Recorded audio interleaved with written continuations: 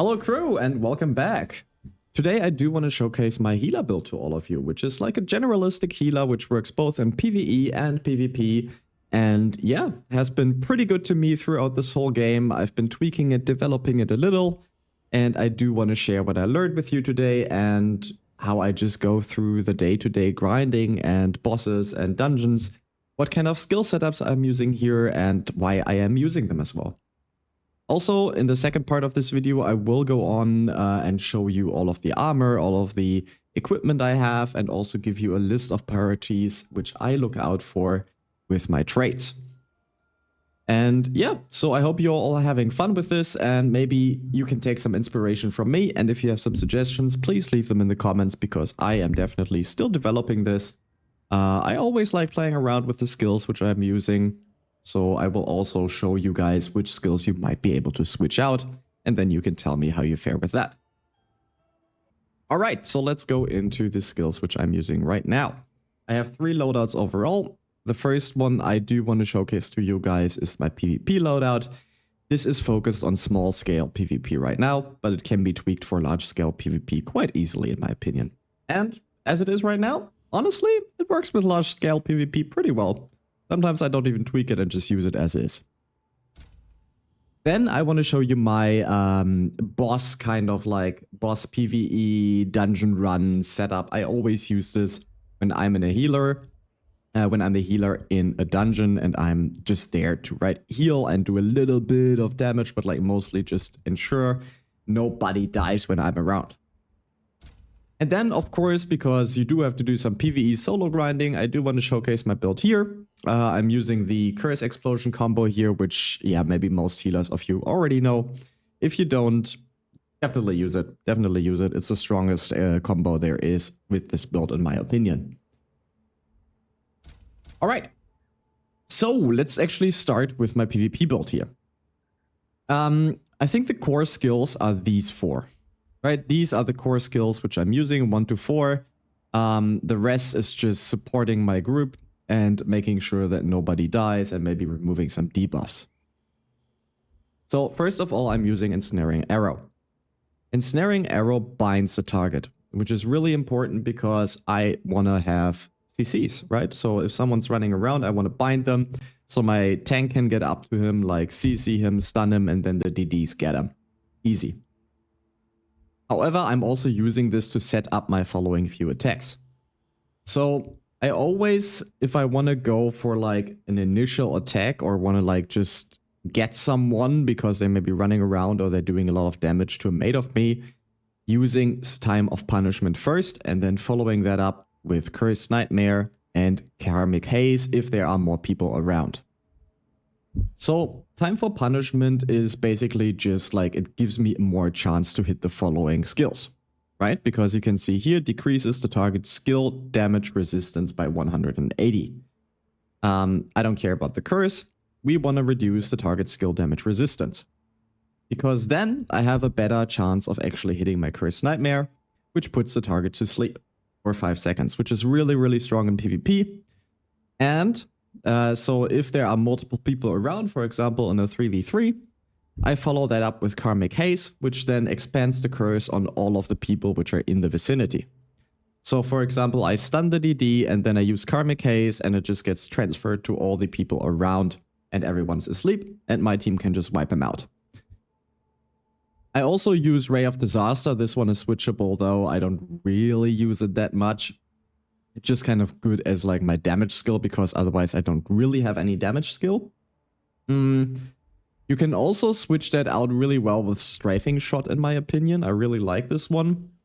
But yeah, just use whatever you want here and maybe switch this one out for a damage skill as well. The rest of the build focuses solely on just keeping myself and keeping my team alive here. Right, so I'm using Blessed Barrier because this is like the best defense skill there is. Whenever like the tank just first gets into the fight, I just pump that on him. So I just always use Blessed Barrier when the fight starts. So like my tank just gets all of the freaking buffs and is really, really strong, right? You see on the bottom here, magic, melee, and ranged endurance increases by 420 at night. And healing received increases by 42 during the day. So this is actually the best at night in my opinion. But yeah, really like this, always use this. This one is up for debate. Because especially in large scale PvP or PvP where people like run around a little bit, you don't really need Fountain of Life. Or it's like hard to get it hit actually. It's really good with bosses. But in PvP, you're usually not that stationary. So maybe switch it out for another heal skill. I just personally like it because it also has mana recovery. And I do use it if I'm like standing like with another ranged person in the backline and I'm just pumping that on us just for the mana. Of course, we do want to use Nature's Blessing as well. I always use Nature's Blessing. This one is really, really good because it removes a weaken effect, right? And increases health regen and mana regen. Like, there aren't many skills that increase mana regen, so just use this, right? Purifying Touch, I use that because it removes a debuff from a selected ally, which is really, really important in PvP. Especially, for example, for your tank, or like for maybe someone who's sneaking behind the enemy, got stuck there and now needs to escape. Sometimes this is a real lifesaver, so definitely have that in slot to support your group. And then, of course, we are using... we are using Swift Healing, right? I don't have to say much with that. We just use all the skill specializations with that as well. It's just the best freaking healing skill out there. It just is really, really good. So use it, right? And we're using Clay Salvation as well. So yeah, that's just like a ranged healing thing. I like it. I have radius increased and weaken removal on there as well. And the weaken removal is more important in boss fights, in my opinion. Here it's also good, right? If you have like a curse user in the other team, it helps. So I run it here as well. And then of course we have Healing Touch. You should always spam this. I'm really bad with spamming this, but you should always just spam this through and through because it has like a really, really short cooldown. You can see here 4.4 seconds with my build currently. And it's just, yeah, health regeneration. So yeah, spam that. And there's also a really, really good combo if you do this together with Nature's Blessing, right? Then you can get like if you have the right skill specializations, a really good combo where the health regen is extremely strong. So if you need to heal up someone really quickly, definitely use this. These two are a great combo together. All right. I'm not going to go into the passives just yet because I mostly run the same passives on all three. So let us look at the builds first, at the actives, and then at the end I'll just go over the passives quickly with you guys. All right. So if I am a group healer, right? So if I'm running in a dungeon, we want to focus doing a little bit of damage, which I mostly do with the strafing shot. I am also running like Decaying Touch and Curse Explosion. These are like good for either single target or maybe like groups of enemies. And then I have Curse Explosion with focus target, so it doesn't have any cast time. Mostly because this is best for bosses, right? In my opinion. And of course, I'm running Time for Punishment here as well. Just because, we have damage resistance decrease. And this is always good. Also for bosses, for enemies, just always pump that. Then I'm using both of these shields, right? We talked about this before. I have targets that's expanded on here, which means that, let me show you quickly. It is a ranged thing, right? Usually this is single target, but here we have it ranged. I do that because, in my opinion, it is better for a healer, right? Because if you have like 3 people in front of the boss standing next to each other, the boss is gonna do a big attack. Just pump this one out and everyone should be kind of good. Then Invincible Wall with targets expanded as well here, so multiple people get this shield. Yeah, you can like it or dislike it. It's not that good, to be honest. So you can switch it out, and I think I will do that soon. I will switch it out with Blitz. Because Blitz just decreases, like instantly nullifies one cooldown of the last skill you used, right? So Blitz, in my opinion, like goes really, really well with Fountain of Life in boss fights, because you can just go Fountain of Life, Blitz, Fountain of Life again, and then everyone in your team should be healed up if you just use maybe Clay Salvation with that as well. That's a really, really strong combination. I switch them up from time to time. Right now I'm running this. I don't really have a preference there.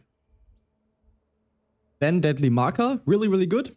Because it's just overall, right? You see here, like crit hit chance is increased, range hit chance is increased, like each hit chance increases all skill cooldowns. Like this is a really good skill. You always want to put that on the boss. I use it mostly on bosses, honestly. With small minions, I don't really care. But of course, you should put it on small minions as well, right? And then we have, of course, Healing Touch and Nature's Blessing again. I'm not going to repeat myself here. However, we have the combo with this, so definitely use both of these in my opinion. Yeah, this is just really strong, as well as the other just basic heal skills here. Especially here, weaken removal gets very important, right? Because you have, for example, bosses. Let me quickly, for example, Roaring Temple, or well, Temple of Slaughter then later on, where we have like overtime effects, for example, like the burning, right? If you know Temple of Slaughter, you know he does like this fireball, and the interesting thing is the fireball itself doesn't do that much damage. It is the burning effect on the person afterwards that does the most damage. And for these kind of like burning effects and other effects, I'm just always running like weaken removal. And I'm also always using Nature's Blessing because this removes a weaken effect as well. So always, I don't know, I just like prefer these two because I feel like it makes me more effective as a healer in the group. And Fountain of Life for bosses, this is non-negotiable in my opinion. Like, Fountain of Life is so strong as a skill. You should always run it if you do like a boss build. It's just so strong. Like, honestly, just use it. Alright, so let's have a look at my Solo-PvE build. This is the build that I use when I just run through the world, right? So I have like the main combination in here, which is like the Curse Explosion combo. And I'm using like one single target skill because this just does very good damage on a single target.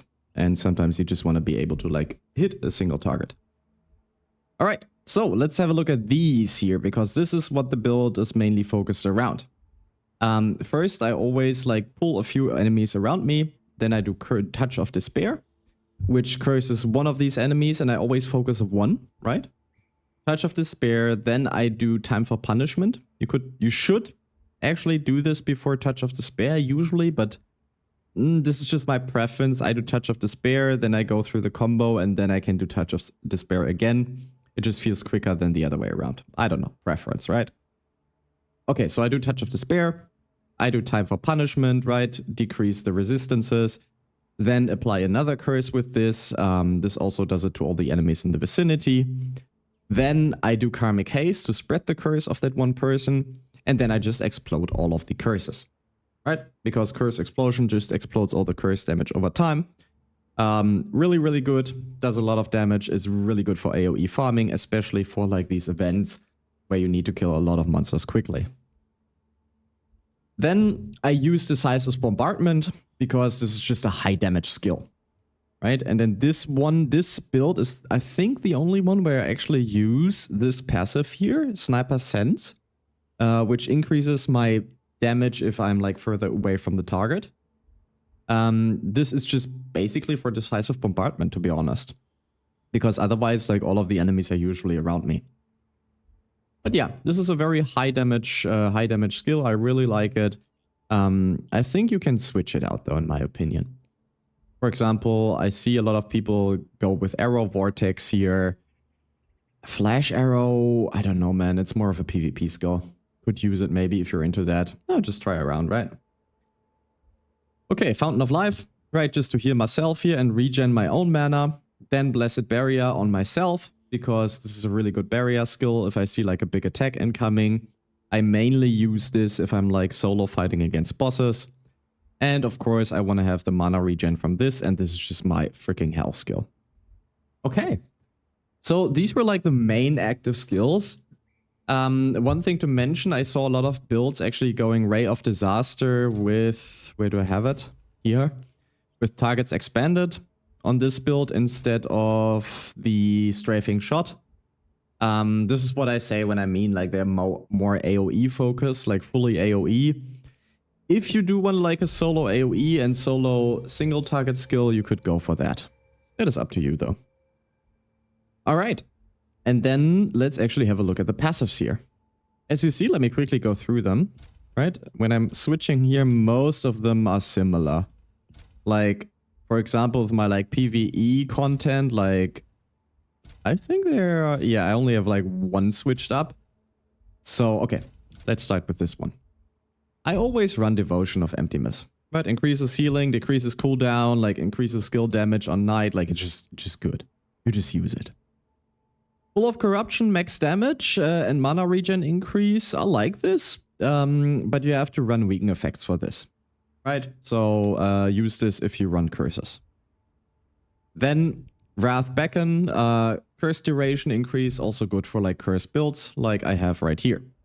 So I will only run this, you see. I only run, oh okay, on my PvP build as well, because I do use curses there as well, but I only run this if I'm like more focused on curses. Vampiric Contract, really, really good. I always like that, right? Restores an ally's health by 15% of the damage dealt to a victim of the curse of the user's curse.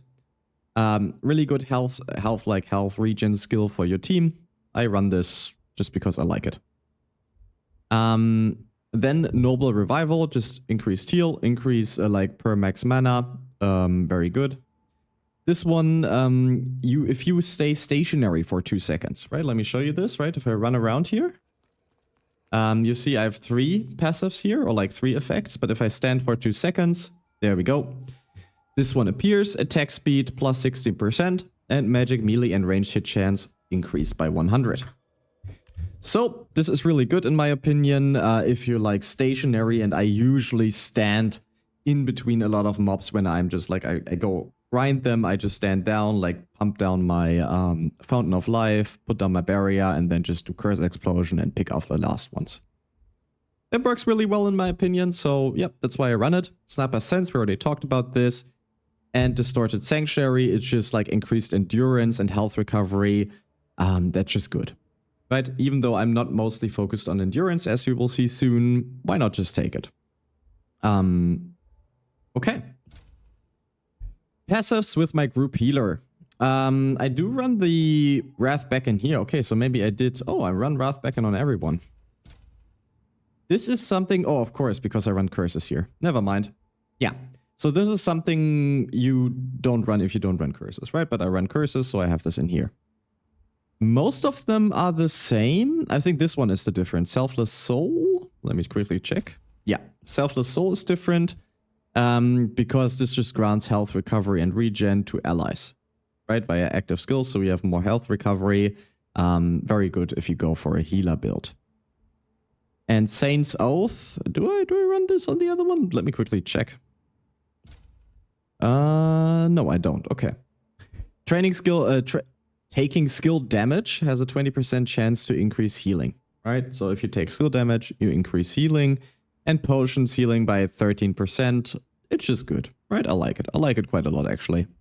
I don't run it on like solo anyway, but like, because I don't really need the health. I'm like really good on health because my skills and like everything just balances out me basically not being able to die when I watch out. So I don't need it that much.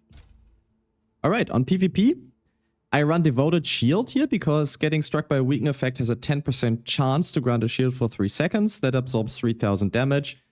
Really good for PvP in my opinion. Earth Blessing, right, increases health regen and health recovery over time from skills by 30%.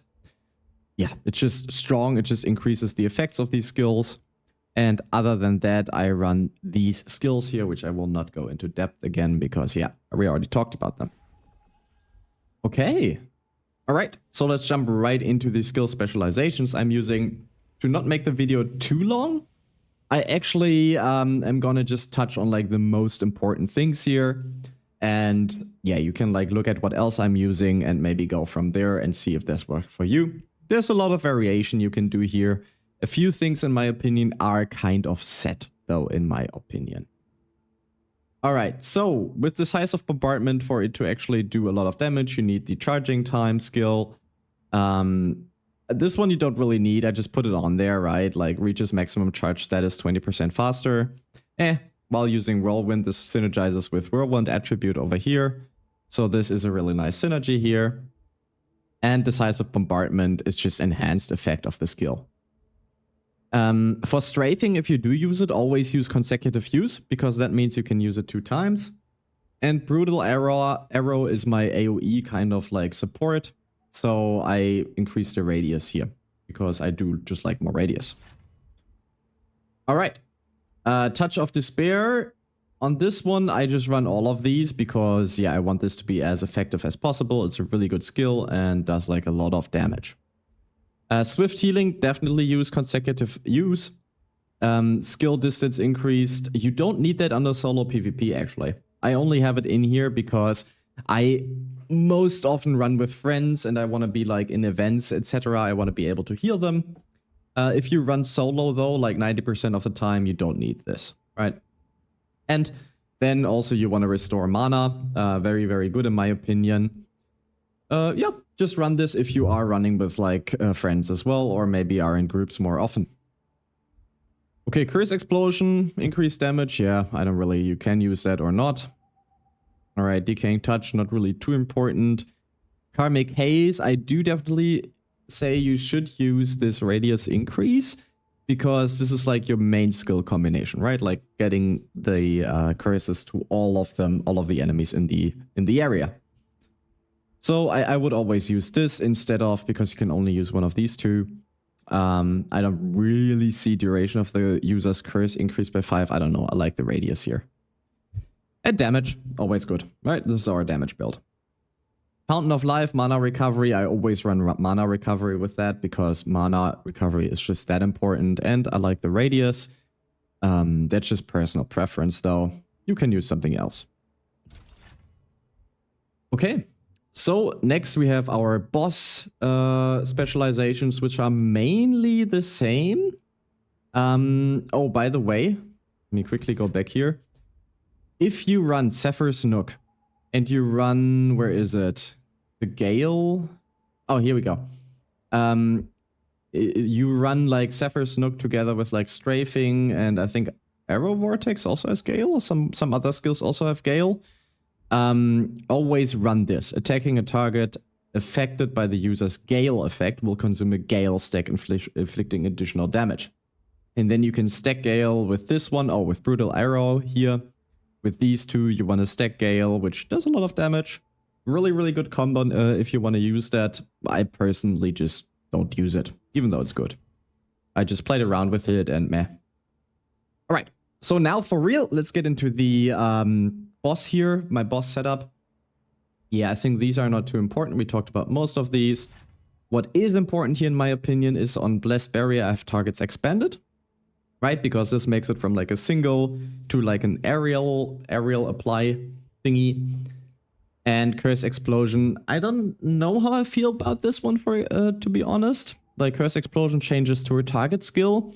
However, it decreases the cooldown by 6 seconds, so it is worth to have, right? Instead of like where here, when you do Curse Explosion, it's like just on all enemies. This one is focused on one enemy here. Always run Weaken Removal, in my opinion. Right? Weaken Removal here on Clay Salvation, very important because it removes those weaken effects like burning. I don't think it removes poison, for example. I don't know.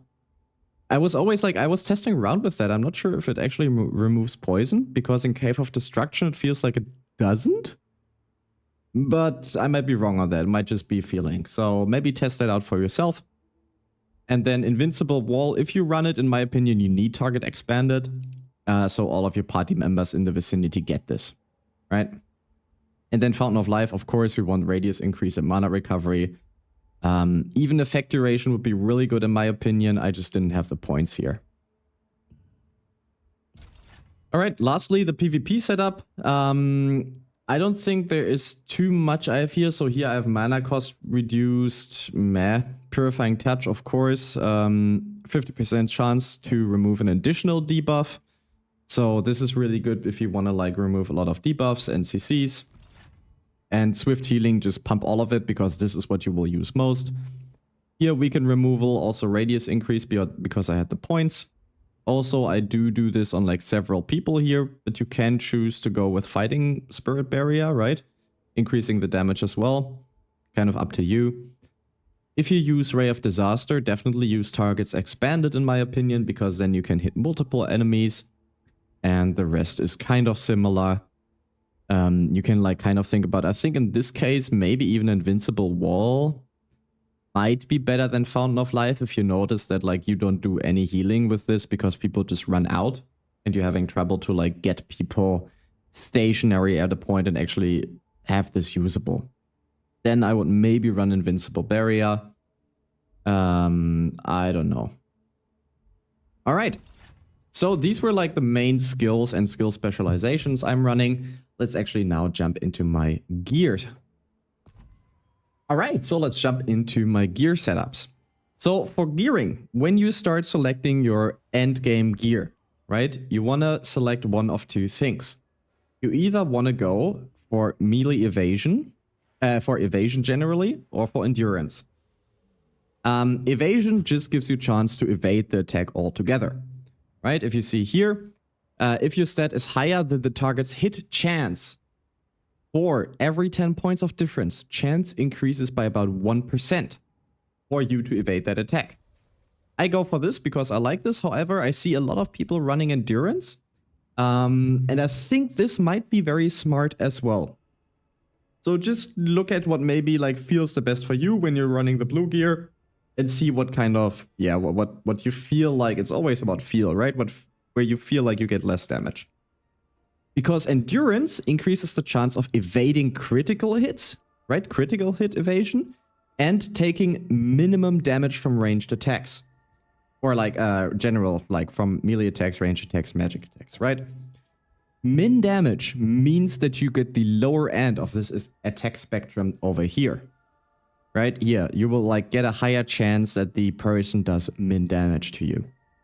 So that is very important to actually skill. Apart from that, of course, you want to go for like max health, max mana. Honestly, in my opinion, max health, way more important. I had it like, because mana wasn't really my issue, health always was my issue. So this is why I, for example, have like 40 on strength here. But we'll get to that in a little bit. All right. Then, of course, mana cost efficiency just reduces the amount of mana used for skills, right? Really good. Healing, you want to have that increased. And where do we have that? Cooldown speed, especially for a healer, you have huge cooldowns. This is very important in my opinion. As you can see, like healing received, recovery effect of these on 0, I don't focus those. For the others, to be honest, like I didn't really focus any of this. I think if you really want to get into it, you could like check, okay, I mostly want to do like boss damage and you can focus on that. I always just look at these kind of skills here, right? All right, so before we get into the gearing, let's actually have a look at my stats here as well. I think here you should go with what you think is best. Because I focused on strength here because I want the max health. In my opinion, you definitely need strength at least 30 because you want this max health. Damage reduction is also really good, but like not as good as like heavy attack chance. So I say go for 30, then focus other things, and then go for this 50. Because having like the heavy attack chance on 100, really, really strong. Dexterity, I don't need it. I didn't skill it at all. Wisdom. This is what's most important, like in my opinion, because you get max mana from this. Then I went for the 41 with like debuff duration. And then I will go for 50 hopefully soon, which will give me a bit more cooldown speed, which is very important for healers, as we just talked about. Also, I think the perception one with like the hit chance on 100 is really good. So get that to 30 in my opinion. So I would say 30 minimum here. You want to go to 50 if you can, and 30 minimum here. The buff duration, you don't really need that, right? And honestly, like the max mana isn't really an issue in my opinion if you like kind of have good gear and other things. All right. So now that we talked about stats, let's actually talk about the gear and how to get them. This is not my best in slot gear. For example, the bow is just shit. So don't take this gear as like the basis, kind of like just take my idea of what I was going for here as the basis. Before we go into that, let me quickly pull in the note. Oh, I can't. Okay. Can I put that to the front here? Ah, there we go. Okay, there we go. All right, let me pull in my notepad here. Because I did like a little summary for all of you guys. I'm going to put this into the comments as well, so you guys can just copy this out. This is what I went for in terms of trait for my healer, right? So for the weapons, I of course went for hit chance, so I have more chance to hit. Heavy attack chance, same thing, and also crit chance. These three traits were the most important, in my opinion, on your weapons. Armor, I went for evasion here, right? So I have like magic evasion is the most important in my opinion. So because most attacks are magic based that I see, I don't know. It's just my personal opinion. So I always went for magic evasion first and then ranged and melee evasion. If you go more for PvP, you definitely want to have skill damage resistance. And if you're like building like a more PvP focused build, you should prioritize this higher as well, in my opinion. Cooldown speed, because you have huge cooldowns, and then max health for PvP also higher, in my opinion. Very important, like more important than mana regen or max mana, and debuff duration is like the last thing I always went for. Unlike others, so like rings, necklaces, etc., I always went for max health first if it was possible, then skill damage boost, because yeah, skill damage boosted, skill damage resistant. This is like my PvP kind of being put in there. Then buff duration, because yeah, buffs lasting longer is good. And then I go for max mana, mana regen, and debuff duration as well on the bottom. This is what I generally went for. And I will tell you which are, in my opinion, my current best and slot items. And we can have a look at those. All right, so Phantom Wolf Mask, best in slot. I was so lucky to actually get this, man. Like, this is really hard to get. So look just for anything that gives you maybe cooldown speed and which has the traits range evasion, and where you also can get, yeah, for example, cooldown speed or any other good traits. The Ancient Tapestry Mantle, kind of good in my opinion. Like, a lot of people run other mantles, but what I like here is that it has like ranged and magic evasion built in. So this is really, really strong if you go for like a evasion build. All right, and now let me quickly move over here. Whee! Move over here so you guys can actually see what is happening. All right. Then I have my Arcane Shadow Ropes. I like these because these have evasion traits, as you see here. I got it with the endurance trait, so meh, right? I didn't level that any further. However, here we also have the built-in melee evasion and crit hit chance and hit chance. So, my opinion, yeah, really good. Not best in slot, I reckon, because the swirling ropes are like what is best in slot, in my opinion, or whatever they're called. But really, really good until I get those. Those, not really good. I need to find other gloves, but just look for gloves that have traits with evasion on them. However, I do like the mana cost efficiency on these, and they give you perception. I don't know. Yeah, like them or don't like them, right? It's okay. You can definitely use them. Then we have the Phantom Wolf Breeches. I use these for max health and magic evasion traits. And also it has the magic evasion built in, as well as damage reduction, and gives me perception. Then Sabatons of Field General, right? You see here, movement speed. So they're better boots in terms of evasion. But I did want to have the 4% movement speed here. And strength as well, 5, really good in my opinion, just to get this health. So yeah, and then they also have like evasion traits. So I just went for these. And then we get to like my necklaces and belts. These are not that good. Like, the only thing that's best in slot here, in my opinion, is the Sapphire Dimensional Band. Because this gives me wisdom and perception, attack range increase, and like max health. Like, this is really good. This is really good. Like, just get it, man. All right. So let's go back to my necklace. Here we have the Blessed Templar Choker. Mana regen, mana cost efficiency, cooldown speed, all very good, right? I didn't like the traits on this one that much, so I didn't level the traits further. But yeah, I like what's built in here. Then we have the Half the Abyssal Grace Charm. I took this one for the mana cost efficiency. And then, yeah, max mana, skill damage resistance, both very good in my opinion. Usable, right? Abyssal Grace Band, I use that for mana regen and max mana. But I think I will change this out if I can for this one ring that gives like bonus to each stat. It's really, really expensive though. So yeah, we'll see. And Infernal Demon Hide Belt. I have the movement speed on here as well, which I really like 10% movement speed increase is good in my opinion. And we have some defense as well as max mana. So yeah, this is what I'm currently rocking. These two are both not best in slot. Yeah, I would need Licurious Tomb and I would need the Carnix Bow. I didn't have any luck on that yet though. So yeah, let's see if I actually get lucky in the future. Alright, so now that we had a look at my gear and my skills, let's actually showcase them a little bit. So, let's see. First of all, we're gonna have a look at my PvP build. These guys are attacking them quite a lot, these dummies, but usually I have someone running towards me, so I just start with the snare, right?